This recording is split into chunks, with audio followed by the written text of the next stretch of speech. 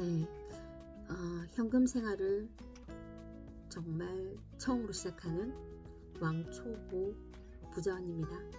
네, 부자가 되고 싶은 경제 개념이 전혀 없는 왕초보예요. 오늘은 첫 시간으로 제가 어떻게 해서 현금 생활을 시작하고 싶은 생각이 들었는지, 그리고 그 스타트를 어떻게 출발할 수 있었는지 이야기를 하고 싶은데요. 제가 우연히 10월 초쯤에 블로그를 통해서 이지영의 엄마의 10억이라는 책을 우연히 보게 돼요. 네, 그래서 그 책을 구입하고 읽게 되면서 이제 출발이 시작되었거든요. 네, 제가 읽기에는 그렇게 어려운 책은 아니었지만 또 저한테는 너무 낯설고 거리가 먼 얘기들이 많았어요. 저도 두 아이를 키우는 엄마이기도 한데 뭐 정말 한 100만원, 1000만원도 모으기가 힘든 게 현실이더라고요. 네, 그만큼 제가 경제 개념이나 경제관념이 거의 무지합니다. 네. 네. 그래서 제가 책을 그동안 읽으면서 자기계발서나 경제서를 읽으면서 뭐 부자아빠 가난한 아빠, 뭐 부의 추월 차선 이런 책들을 읽었는데 그걸 읽은 책이 아니더라고요. 하나도 이해하지 못한 책들이었다는 그 현실을 인식하게 됩니다. 네, 그런 면에서 이 지영 언니의 그 엄마의 10억이라는 책은 그나마 제 수준에서는 무슨 말인지 조금 알겠다, 그렇게 이해가 되는 책이었고요. 그 책을 시작으로 제가 처음으로 했던 행동은 뭐냐면 오늘 하루 지출 내역을 써보는 거였어요. 내가 오늘 어디에 얼마를 썼는지. 이제 그렇게 시작한 게 일주일 정도 되니까 제가 일주일 동안 지출한 금액이 나오더라고요. 네, 이제 저는 보통 생활비를 이제 받아서 변동 지출만 저는 쓰고 있습니다.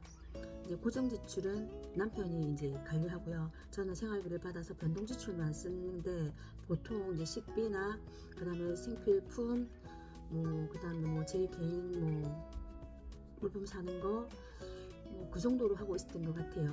그리고 이제 뭐 아이들 학원비라든지 그다음에 뭐 공과금, 보험료, 뭐 왜 있잖아요, 숨만 쉬어도 나가야 되는 그런 금액들은 남편이 관리하고 있습니다. 근데 항상 생활비를 주는데 제가 항상 그 있으면 있는 대로 제로로 만드는 그런 능력이 있어가지고 뭐 100만원을 주면 100만원 쓰고 200만원을 주면 200만원 쓰고, 네, 많이 줄 때 1000만원도 있으면 언제 어떻게 썼는지 어디에 썼는지 표시 안 나게 없어지는, 그런 생활을 하고 있었죠. 정말 왕초보입니다. 네.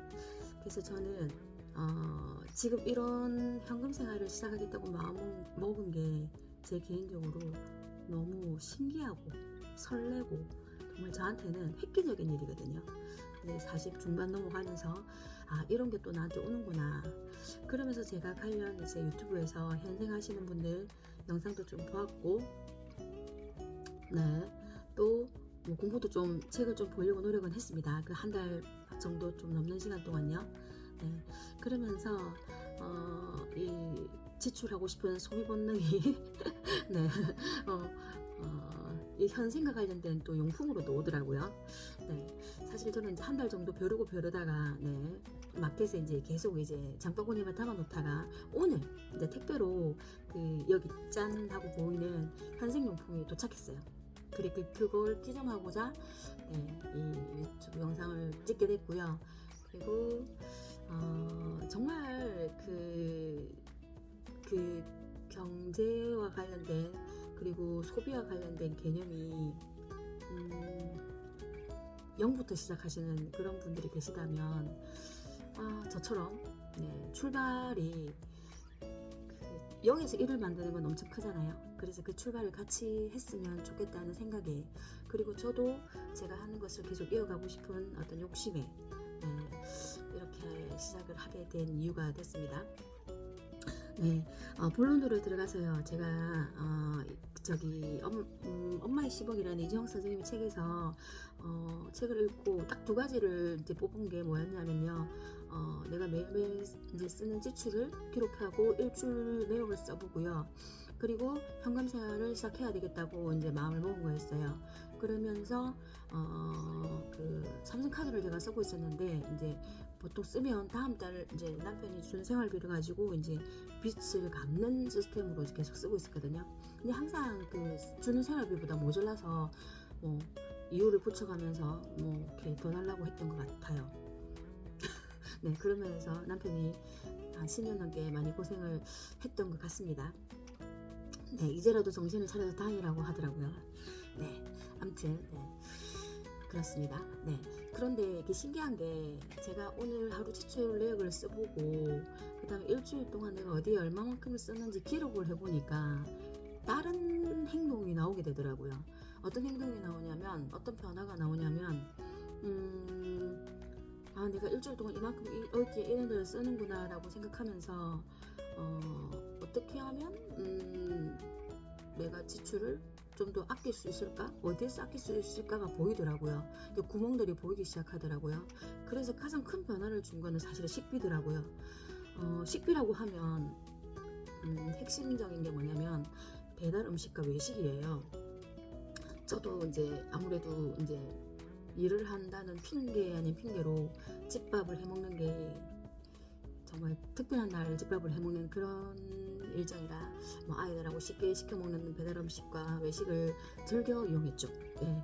근데 한 달 정도 경험을 말씀드리면 일주일에 배달 음식 한 번 정도로 주는 경험을 했고요. 그리고 제가 부족하나마 네, 음식을 요리를 이제 시작하게 되더라는 거예요. 그러면서 각종 이제 양배추라든지 양파라든지 버섯이라든지 이런 어떤 기본 재료들을 구입하고, 그리고 이제 주 메뉴가 하나씩 곁들여지면 뭐 뚝딱뚝딱 만들어지는 음식들을 아주 간단한 거예요. 뭐 예를 들면 어묵탕, 그 다음에 뭐 돼지불고기 볶음, 그 다음에 뭐 떡볶이, 네. 그나마 아이가 좋아한다고 생각하고 저도 좋아하는 것 했던 것 같아요. 그리고 또 생각으로 또 간단했던 게 뭐 잡채 뭐 이런 것도 있고요. 그리고 국수도 생각보다 쉽더라고요. 네, 그런 것들을 시도하고 있습니다. 네, 그 또한 제가 즐거움이 되더라고요. 그래서 일주일 생활비를 예산을 짜고, 예산이라는 걸 짜고, 가정 경제로 보면 예산을 짜고 결산을 하는 시스템을 이제 해야 되겠다는 생각을 하고 있고요. 정말 저는 맨땅에 헤딩하듯이 하기 때문에 뭘 어디서부터 어떻게 현생을 하시는 정말 전문가급의 그런 분들하고는 또 다르게 정말 처음 시작하는 분들한테 응원을 드리고 싶은 마음이 있어요. 왜냐면 제 주위에도 많은 엄마들이 계시지만 뭐 저도 동생도 있고 하지만 진짜 지출 금액을 쓰고, 근데 좀 더 나아가면 지출 금액을 쓴다는 거는 가계부를 쓰는 거겠죠. 근데 가계부를 쓴다는 건 너무 거창해 보이잖아요. 근데 가계부가 아니라, 가계부라 하면 좀 거창하니까 내가 어디에다가 무엇을 쓰는지, 얼마나 쓰는지, 뭐 하루에 얼마 쓰고 일주일에 얼마나 쓰는지 그 지출 내역을 안다는 것만으로도 큰 변화가 될 것 같아요. 의외로 그렇게 지출 내역을 쓰시는 분들이 제가 최근에 몇 분한테 물어봤는데 없더라고요. 예. 물론 잘하시는 분들은 예입니다. 네, 근데 이제 그렇지 않은 분들한테 저는 또 같이 하자고 얘기를 나누고 싶은 거거든요. 네, 그래서 오늘 이 현생 물품을 제가 또 이렇게 사게 됐는데 여기서도 많이 생각을 했어요. 굳이 이런 현생 물품을 사야 될까? 왜 없이도 할 수 있지 않을까? 그런데 어떤 느낌이 드냐면요, 많은 그 현생하시는 분들을 보면 막 이렇게 보여주기 위한 막 이렇게 현생 물품이라든지, 그 다음에 막 정말 정말 뭐 장난식으로 약간 게임을 하고 놀이를 하던 식으로 막 하시는 분들이 계시더라고요. 처음에는 뭐 저거 왜 저렇게 하지 이렇게 생각을 했어요. 근데 이제 그게는 이유가 있어요. 제 나름의 찾은 이유는 뭐냐면, 그렇게 놀이처럼 하고 게임처럼 하고 막 이렇게 하는 게 즐거운 거예요. 재밌는 거예요. 우리는 재밌는 거 계속 하고 싶잖아요. 그러면 현금 생활이라든지 경제관념을 갖고 가정 경제를 하는 것도 결국은 재밌어야 되는 거잖아요. 그래야 할 수 있는 거잖아요. 그 재미 요소가 있는 것 같고요. 그래서 요렇게 현생 물품도 어떤 느낌이냐면 굳이 그런 게 있어야 되냐라고 생각할 수 있지만 최소한의 뭐 가지고 이걸 시작하는 거는 내가 그 저한테도 약간 뭐라 해야 되니 새로운 걸 시작하는데 설레임을 줄 수 있는 그게 또 되기도 하는 것 같아요. 네. 그래서 제가 오늘 구입했던 거는 생활용품비로 거의 건 5만원 정도가 지출된 금액인데요. 네, 첫 번째 요거만 간단하게 소개하고 마무리하겠습니다. 요거는 이제 지폐가 그대로 들어갈 수 있는 이제 세이빙 박스예요. 요렇게 되어 있고 뭐 챌린지를 할 때 이렇게 현금을 모을 수 있다 하시더라고요. 이렇게 열어보면 이렇게 또 안에 속지가 있어요. 속지는 제가 따로 또 구입을 했는데 현금 있는 거 가지고 한번 넣어봤습니다. 이렇게 제가 10,000원을 이렇게 넣었고요. 이렇게 그래서 여기 보면 30장이 되면 30일 챌린지가 되잖아요. 뭐 그게 뭐 하루에 뭐 10,000원을 넣든 20,000원을 넣든 또는 뭐 50,000원을 넣든 네, 이런 식으로 모을 수 있는 거. 지금 저는 20장 정도만 구입해서 속지를 만들어 놨고요. 그 다음에 이거는 이제 바인드에 들어가는 이제 지폐 넣는 종인데 요것도 지금 여유가 남아서 요거는 제가 한 15장 정도 샀더라고요. 그래서 5장 여기 뒤에 남겨 놓고요. 네, 박스고요. 그 다음에 이제 보여드릴 게 바인드입니다. 바인드. 보통 이제 현금 생활하시는 분들이 많이 구입하시는 바인드인데 저는 이제 두 가지만 샀어요. 네, 돈도 그냥 의미 없이 넣어놨는데 목적은 있어요. 네, 목적은 있는 어떤 목적을 하냐면 이제 하나는 저축의 목적이고요. 또 하나는 생활비 목적. 네, 주 단위 생활비를 이제 한 달로 해가지고 이제 4주의 생활비 예산을 현금으로 넣는 거죠. 그러면서 현금에서 뭐 예산을 잡은 게 제가 지금 예산 잡고 있는 거는 생활을 해보니까 저희 집은 이제 중학생, 고등학생 아이 2명이 있고 그리고 이제 4인 가족인데 제가 변동 지출만 해봤을 때 제 목표는 30만원 정도가 잡고 싶지만 현실에서는 사실 30만원까지는 힘들고 제 목표는 주 일주일에 35만원 정도를 주 예산을 제 목표로 잡고 있습니다. 그래서 하나는 이제 예산으로 잡고 현금 생활할 바인데 하나는 뭐냐면 뭐 목적 자금. 네, 목표가 아닙니다. 목적입니다. 목적을 가지고 저축하는 그런 바인드를 하시더라고요. 저도 요거를 했는데 목적을 가지고 저축을 해야 되는 게 왜 중요할까 생각했던 부분은 뭐냐면 왜 이게 필요할까 생각했던 부분이 우리가 변동지출 같은 경우에는 매달 예를 들면 뭐 10만 원이든 아니면 15만 원이든 목돈이 나갈 돈이 생기잖아요. 예를 들면 병원을 가야 된다든지 또는 아니면 뭐 계절과 관련된 뭐 옷을 사야 된다든지 계절용품을 사야 된다든지 또 어떤 게 있을까요? 이벤트, 경조사 이런 것들은 사실은 변동지출이면서도 또 그달 변화되는 것들 있잖아요. 그래서 안정적으로 일주일 예산을 이제 35만 원에서 유지하려고 하면 이런 목적 자금을 만들어 놓는 게 필요하겠더라고요. 그러면 저는 목적 자금을 어디에 넣을 거냐, 어떤 걸 있냐면 큰 아이가 예를 들면 큰 아이 비용으로 예를 들면 한 번씩 뭐 옷을 산다든지 신발을 산다든지 이런 것들이 금액대가 뭐 10만 원, 20만 원 넘어갈 때가 있어요.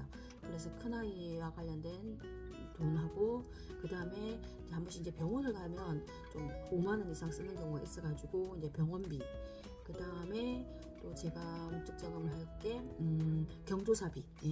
보통 조사 같은 경우에는 저는 잘 없긴 한데 뭐 경사 예를 들면 가족 친구는 아니고 부모님이나 가족들 뭐 생일 행사 이때 쓸 돈 그 정도랑 그 다음에 제가 이제 목욕탕에 사우나 건을 한 뭐 30회 이런 거를 이제 한 번씩 끊거든요. 그러면 그게 또 한 20만 원 더 들어가요. 네, 뭐 사우나 건 뭐 이런 식으로 제가 생각하고 있습니다. 그렇게 해서 지금 제가 오늘 이제 요 따끈따끈하게 구입한 바인드 2개 소개하고 싶었고요. 그리고 세이빙 박스로 저축을 하겠다는 요 박스까지 구입한 상태입니다. 출발이 엄청 설레요. 그래서 그 설레는 마음으로 정말 시작이 반이라는 생각으로 아주 정말 경쟁한 점이 없는 어떤 제 왕초보 언니의 부작용이라 해야 될까요? 네, 유지영 선생님 여기 책에 쓰신 것처럼 엄마의 1,000,000원부터 만들어서 그리고 그 1,000,000원이 5,000,000원이 되고 그리고 5,000,000원에서 1억이 되고 또 1억이 10억이 되는 과정을 네, 기록해보고 싶습니다. 네, 오늘이 그 출발인 날이네요. 네, 영상 들어주셔서 감사합니다.